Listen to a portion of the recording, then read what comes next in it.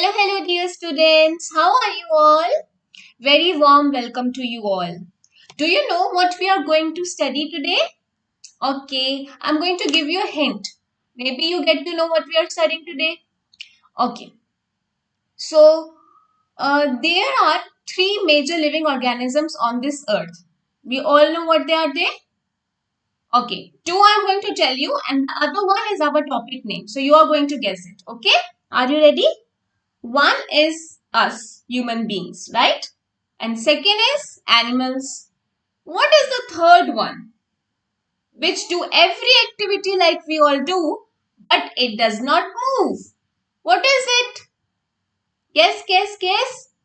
Okay, not able to guess? Okay, second hint I'm going to give you a riddle. Okay, listen carefully.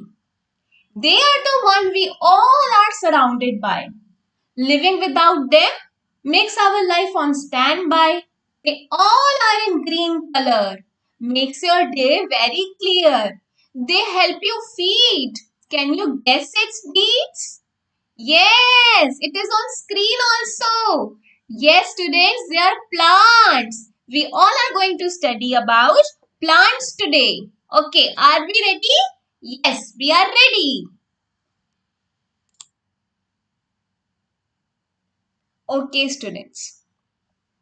So, we are going to study about chapter 4, which is Getting to Know Plants.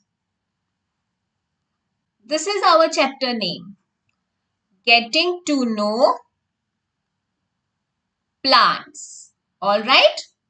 Have you all seen the trees, the plants around us, which are all green in color? You can see here on the screen also trees, plants, grasses, flowers. We all are going to study about them today. Okay? What are the kinds of, what are the topics which we are going to cover in this chapter are, why do we need plants? Number one, water plants. Number two, why do we need plants? Number three, major process of plants. And number four, structure of a plant. And number five, classification of a plant. Okay, we all are going to study these topics in this chapter. Okay, so let's start.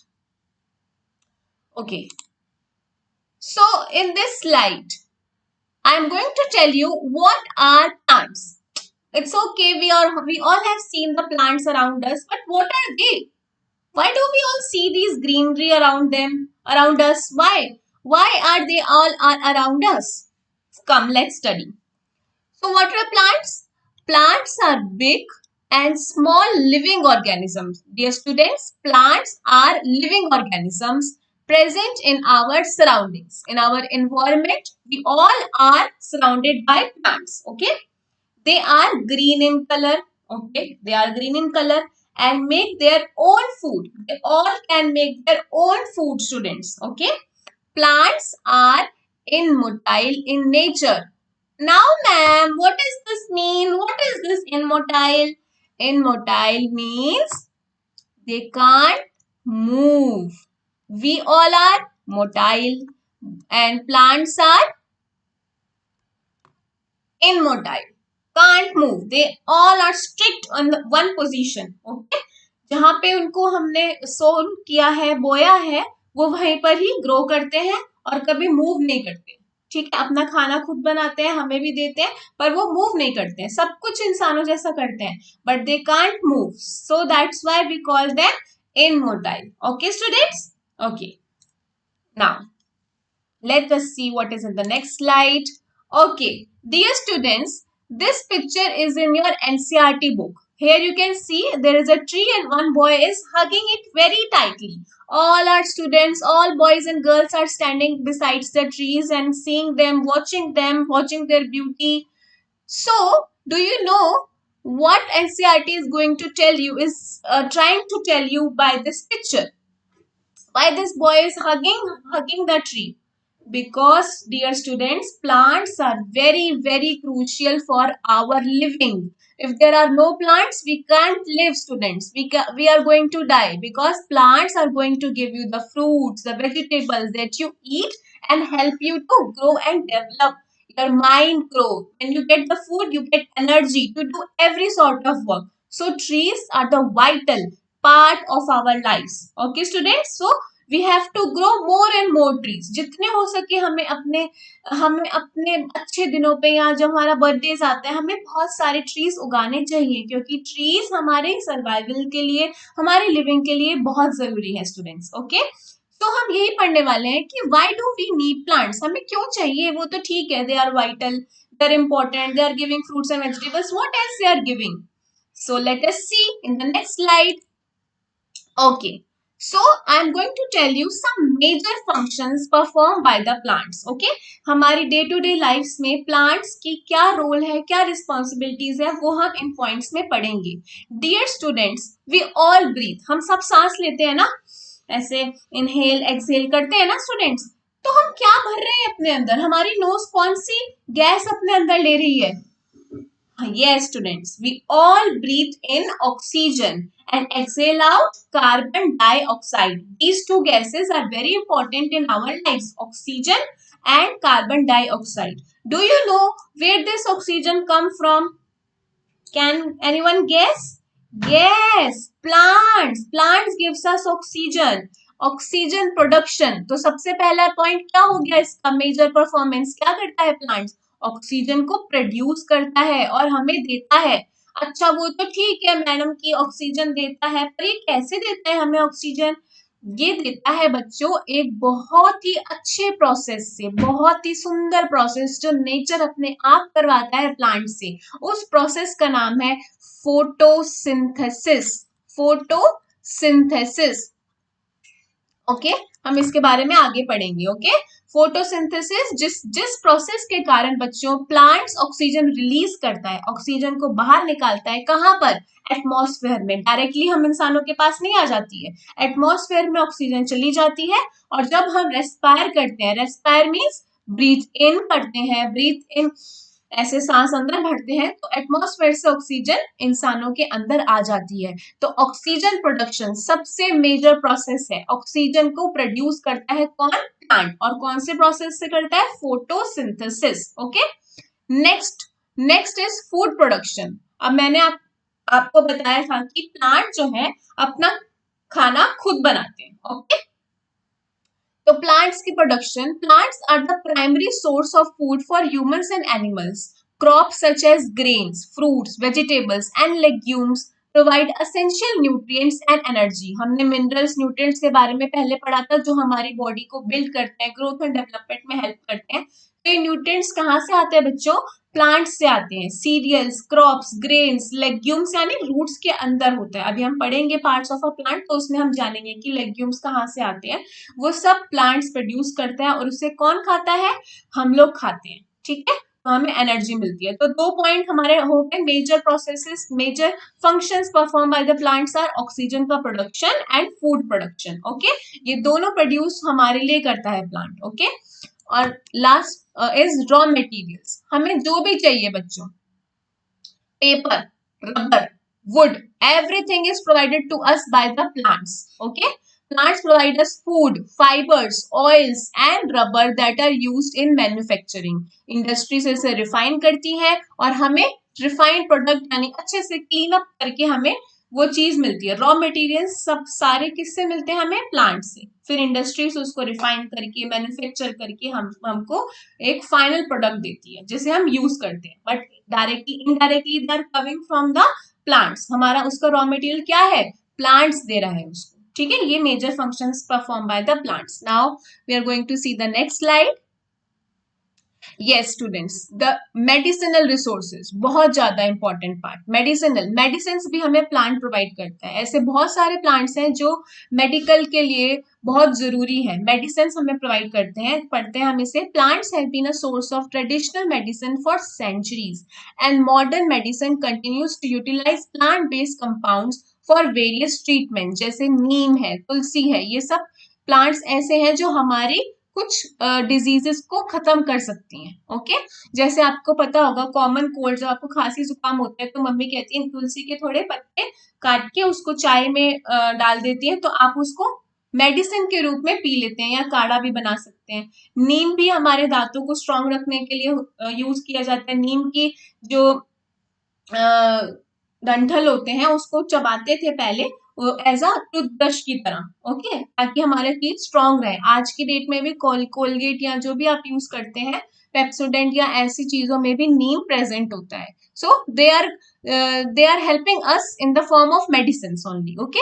Next is water cycle regulation. अच्छा मुझे एक बात बताओ बच्चों, ऐसा क्यों बोला जाता है कई बारी कि ट्रीज उगाओ ताकि बारिश आए, रेन आए, ये कैसे आ सकती है, बारिश कैसे आ सकती है स्टूडेंट्स? इसके अंदर हम दूसरा प्रोसेस पढ़ने वाले हैं जो आपको एनसीईआरटी बोलती है, वो है transpiration, okay. Plants play a role in the water cycle by absorbing water from the soil and releasing it into the atmosphere through transpiration. This contribute to the regulation of local and global water cycle. होता क्या है बच्चों, जो plants हैं जब उनको हम पानी देते हैं, प्लांट सॉइल से पानी को एब्सॉर्ब कर लेते हैं। कुछ ऐसा अमाउंट ऑफ वाटर जो प्लांट के यूज में नहीं आता, वो प्लांट बाहर फेंक देता है in a form of water vapour. उसी प्रोसेस को हम ट्रांसपायरेशन कहते हैं। जब वो वाटर वेपर एटमॉस्फेयर में चले जाते हैं तो वो सारी ड्रॉपलेट्स कंडेंस होकर क्लाउड्स बनाते हैं, और क्लाउड्स जब भर जाते हैं तो वो बारिश कर देते हैं। और हम सबको पता है बारिश बहुत जरूरी है, फार्मर्स की फील्ड में बारिश चाहिए होती है ताकि वो क्रॉप्स हार्वेस्ट कर पाए, ठीक है। और बहुत सारी चीज जहाँ पे सूखा पड़ा है वहां पे भी बारिश की जरूरत है, तो इसलिए हमें मोर एंड मोर प्लांट्स को उगाना चाहिए, क्योंकि उसमें ट्रांसपायरेशन प्रोसेस होगा जिससे पानी बाहर निकलेगा in the form of water vapour और डायरेक्टली हमारी रेन होगी, okay. Next is soil conservation. Plant roots help prevent soil erosion. अब ये क्या है मैम, सॉइल इरोजन क्या है? सॉइल इरोजन क्या है? फ्लोन ऑफ या फिर विंड के कारण कैसे भी ब्लो अवे हो जाता है क्या, हमारा top most layer of soil. आपको पता है सॉइल में टॉप मोस्ट लेयर होती है, वो सॉइल जब उसकी टॉप मोस्ट लेयर एयर से या बहुत तेज पानी से, फ्लड से उड़ जाती है तो उसको हम सॉइल इरोजन कहते हैं। And top most layer is very important for the fertility of the soil. अगर वही उड़ जाएगी तो किसान को प्रॉब्लम होगी क्रॉप्स को उगाने के लिए। तो सॉइल को कंजर्व करके रखता है, पकड़ के रखता है कौन? ट्रीज, प्लांट्स, जो अपने रूट्स इतने स्ट्रांग होते हैं उसके, जो उसको पकड़ के रखते हैं सॉइल को और उड़ने नहीं देते। हम अभी जानेंगे जब पार्ट्स ऑफ प्लांट्स पढ़ेंगे, इसके प्रोसेस पढ़ेंगे, तो आपको और अच्छे से डिटेल में समझ पाएगा कि ये रूट्स क्या होती हैं, ठीक है। तो plants roots helps prevent soil erosion by stabilizing the soil and reducing the risk of landslides। यानी कि ऊपर की लेयर का उड़ जाना, स्लाइड अवे हो जाना, ब्लोन अवे हो जाना, फ्लोन ऑफ हो जाना, उससे बचा के रखता है ट्री, ओके। ट्री सॉइल को पकड़ के रखता है अपनी रूट से, ओके। तो ये सारे फंक्शंस थे प्लांट्स के। सबसे पहले था ऑक्सीजन का प्रोडक्शन, दूसरा था फूड प्रोडक्शन, वाटर साइकिल का मेंटेनेंस करके रखना, पानी को आने देना, नेचुरली रेन के रूप में पानी को सॉइल पे पड़ने देना ट्रीज का काम है। उसके बाद रॉ मटेरियल्स प्रोवाइड करना, मेडिसिन प्रोवाइड करना और सॉइल को कंजर्व करके रखना, ये सारे मेजर फंक्शंस हमारे प्लांट्स के थे। अब हम आगे पढ़ेंगे दो मेजर प्रोसेसेस जो एनसीईआरटी ने आपको बताए हैं। ऑल राइट, ये आपका फर्स्ट प्रोसेस है स्टूडेंट्स, फोटोसिंथेसिस। अब हम इसके बारे में डिटेल में पढ़ेंगे और इसको हम अच्छे से जानेंगे कि ये फोटोसिंथेसिस होता क्या है। फोटोसिंथेसिस दो वर्ड से मिलकर बना है, photo and synthesis. Photo means light, here light is refer to the sunlight, okay. एक प्लांट है और एक सनलाइट है, अभी इतना समझ में आया आपको। Photo means light and synthesis means production. Production means किसी का बनना, प्रोड्यूस होना, सिंथेसाइज करना, ओके। सो तीन चीजें अभी हमें समझ में आ गई, sunlight, plant and synthesis, okay. अब हम इसकी डेफिनेशन पढ़ेंगे। फोटोसिंथेसिस एक प्रोसेस है, प्रतिक्रिया है, by which green plants make their own food with the help of sunlight, carbon dioxide and water to produce glucose and oxygen. अब इतना सब क्या पढ़ दिया मैम आपने, ये क्या है, कार्बन डाइऑक्साइड, सनलाइट और ये ग्लूकोज ऑक्सीजन क्या बना रहे हैं, समझ में नहीं आया, समझते हैं इसे। देखो बच्चों, फोटोसिंथेसिस एक प्रोसेस है जो सारे के सारे ग्रीन प्लांट्स करते हैं। मैंने आपसे बोला था कि जो प्लांट्स होते हैं वो अपना खाना खुद बनाते हैं, पर कैसे बनाते हैं? फोटोसिंथेसिस के प्रोसेस से। क्या होता है कि एक प्लांट है, सनलाइट पड़ती है जब प्लांट्स के लीव्स पर, तो लीव्स के अंदर छोटे छोटे पोर्स होते हैं। ध्यान से सुनना बच्चों, लीफ जो प्लांट की लीफ होती है उस पे छोटे छोटे छोटे पोर्स मौजूद होते हैं। जब ये सनलाइट इन पोर्स पे पड़ती है, स्टोमेटा, इन्हें स्टोमेटा कहते हैं। तो जब इस लीफ पर सनलाइट पड़ती है तो प्लांट्स अपना खाना खुद बनाने लग जाते हैं। ठीक है, प्लांट्स को क्या क्या चाहिए अपना खाना बनाने के लिए? एक तो चाहिए सनलाइट, सनलाइट उसे सन से मिल रही है। इस डायग्राम में देखेंगे हम कार्बन डाइऑक्साइड, वो कहाँ से मिल रही है बच्चों? ये गैस है जो हम ह्यूमन बींग से मिलती है प्लांट्स को। ओके, वो उसके प्लांट्स से मिल गई, उसको ह्यूमन बींग्स से CO2 प्लांट्स को मिल गई। कार्बन डाइऑक्साइड गैस एटमॉस्फेयर में चली गई, प्लांट्स ले लेता है उसको। फिर उसके बाद क्या होता है, और हम जब पानी देते हैं प्लांट्स को तो प्लांट्स अपना पानी भी ले लेते हैं। तीन चीजें बहुत जरूरी होती है फोटोसिंथेसिस के प्रोसेस को करने के लिए, सनलाइट, कार्बन डाइऑक्साइड और वाटर। जब ये तीनों चीजें प्लांट को मिल जाती है तो प्लांट अपने अंदर खाना बनाना शुरू कर देता है। और किसकी फॉर्म में बाहर निकलता है? फ्रूट्स की फॉर्म में, फ्लावर की फॉर्म में। इसके अंदर क्या होता है बच्चों? ग्लूकोज। ठीक है, क्या होता है? ग्लूकोज और ऑक्सीजन होती है। जो कौन खाता है? हम ह्यूमन बींग्स खाते हैं। और हमको क्या मिलती है? एनर्जी मिलती है। ठीक है, तो यही लिखा है यहाँ पे, photosynthesis is the process by which green plants make their own food with the help of sunlight, carbon dioxide and water to produce glucose and oxygen. Glucose is nothing, it is in the form of food, it is in the form of fruit which we eat and get energy. Okay, यहाँ पे एक equation है, हम पढ़ लेंगे। Carbon dioxide plus water gives, इस arrow का मतलब होता है गिव्स, इसके ऊपर लाइट और क्लोरोफिल। क्लोरोफिल स्टोमेटा के अंदर या लीफ के अंदर क्लोरोफिल होती है। ये पिगमेंट्स होते हैं सारे, वो आप आगे जाके पढ़ेंगे, सिर्फ आप समझ लीजिए कि लीफ के पास प्रेजेंट होता है क्लोरोफिल। ओके, और क्या देता है? ग्लूकोज और ऑक्सीजन देता है जो हम ले लेते हैं, और हमको हमको क्या मिलती है? एनर्जी मिलती है। These are the building blocks which helps us in providing the energy. Okay, ये आपका फोटोसिंथेसिस का प्रोसेस था। कुछ नहीं है, photo means light, synthesis means production. Production of food is photosynthesis. Photosynthesis एक प्रोसेस है जो किसकी प्रेजेंस में होता है? सनलाइट, कार्बन डाइऑक्साइड और वाटर। ये कौन करता है? ग्रीन प्लांट्स करते हैं, और ये हमें रिजल्ट में क्या देते हैं? ग्लूकोज एंड ऑक्सीजन देते हैं। ओके, नेक्स्ट, अब दूसरा मेजर प्रोसेस है ट्रांसपायरेशन। ये अभी अभी हमने पढ़ा। It is nothing, it is just the loss of water. जो प्लांट को पानी एक्सेस में आ गया, मान लो हमने पानी प्रोवाइड कराया प्लांट को, रूट्स में डालते हैं। हमेशा याद रखना, प्लांट्स के पत्तों या उस ऊपर से नहीं डालते पानी, हम लोग हमेशा रूट्स में डालते हैं। तो रूट्स में जब पानी डालते हैं तो पानी ऊपर चला जाता है। देखिए यहाँ पे ये पानी डाला है सॉइल में, ये पानी ऊपर जा रहा है। ठीक है, और ऊपर जाने के बाद जितना पानी प्लांट को चाहिए वो रख लेता है, और कुछ पानी वो अपने लीव्स पर बाहर निकाल देता है। तो वो जो लीव्स के ऊपर जो पानी है, सनलाइट की प्रेजेंस में भाप बन जाता है, वाटर वेपर बन जाता है, और ये वाटर वेपर फिर लीफ से रिलीज आउट हो जाते हैं। कहाँ चले जाते हैं? एटमॉस्फेयर में चले जाते हैं, स्काई में चले जाते हैं, और क्लाउड्स का क्लस्टर बना लेते हैं। और जब क्लाउड्स हैवी होते हैं तो बारिश होती है। Okay, it is a process where water is lost from the leaves in the form of water vapour. Water vapour माने भाप, भाप की फॉर्म में पानी उड़ जाता है। ओके, इसे हम ट्रांसपायरेशन कहते हैं। It's nothing, it's lost of water in the form of water vapour from the plants in the atmosphere. Okay, this is transpiration. Okay, rest we will continue in the next video. Okay, in the form of water vapor is called as transpiration, which helps in the water cycle. Rain, which helps to give the rain. Now we are going to continue, we are going to proceed with this. Dear students, we are going to study now structure of a plant. We all have a structure, right? Everything have a structure. We all human beings have a structure. We have 2 eyes, 1 nose, 2 ears, 1 tongue, 1 mouth. Okay, in that way plants also have some structure, some sort of structure plants also have.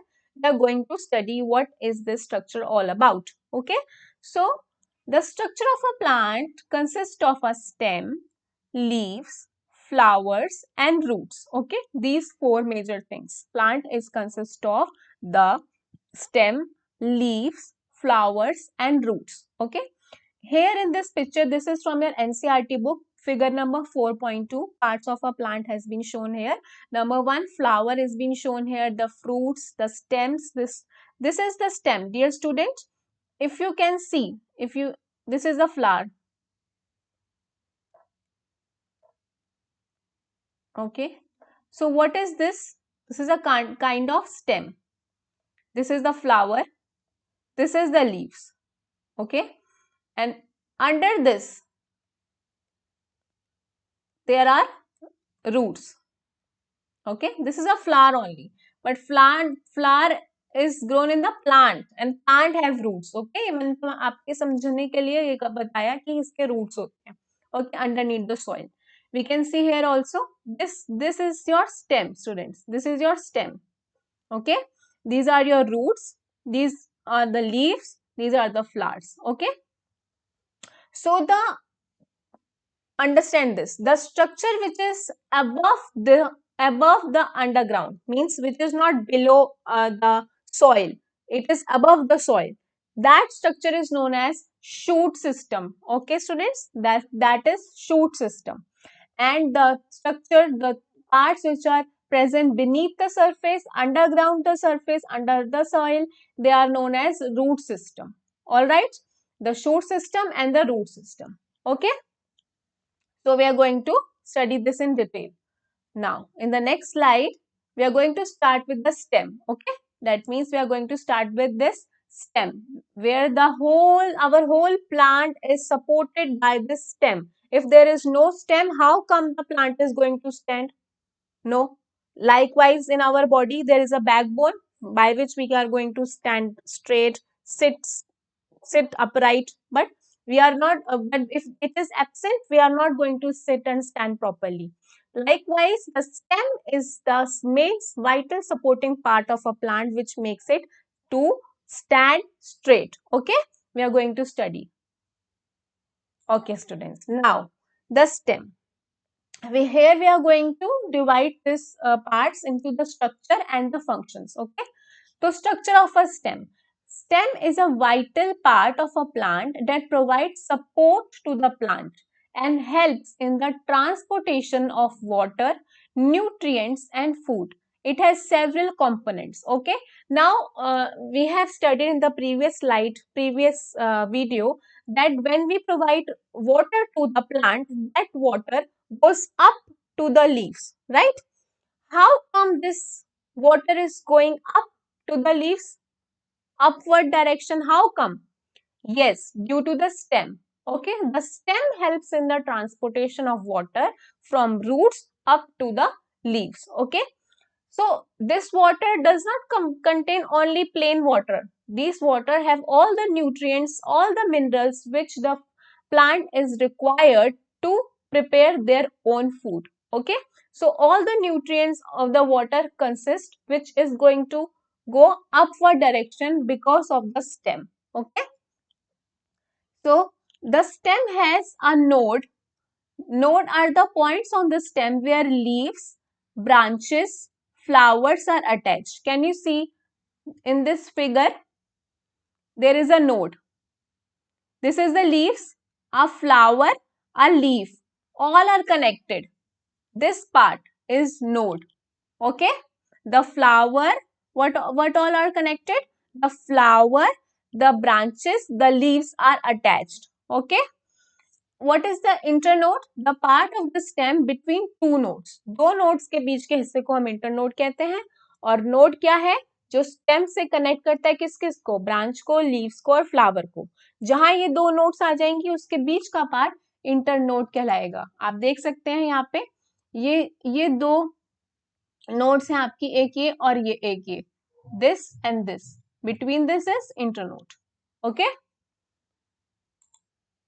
Next is bud.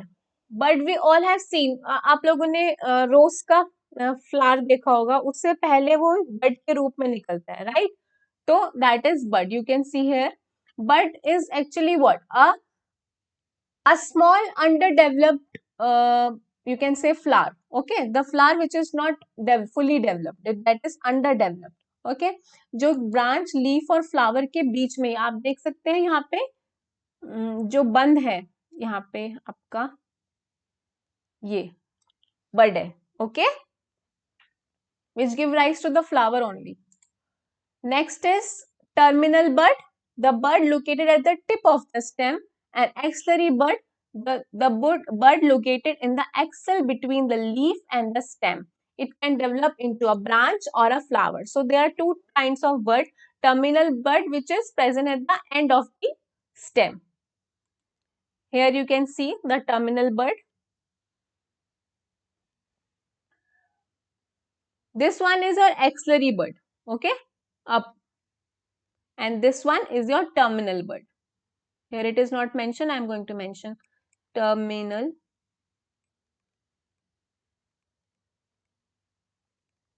and this one.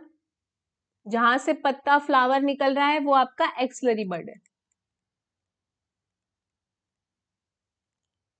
All right. Then this is the structure of stem. What are there in the stems? Node, internode, the bud, the terminal bud, the axillary bud. These 5 things. Okay. Now, what is the functions of a stem? We already have studied that these stems are going to provide the support to the plant.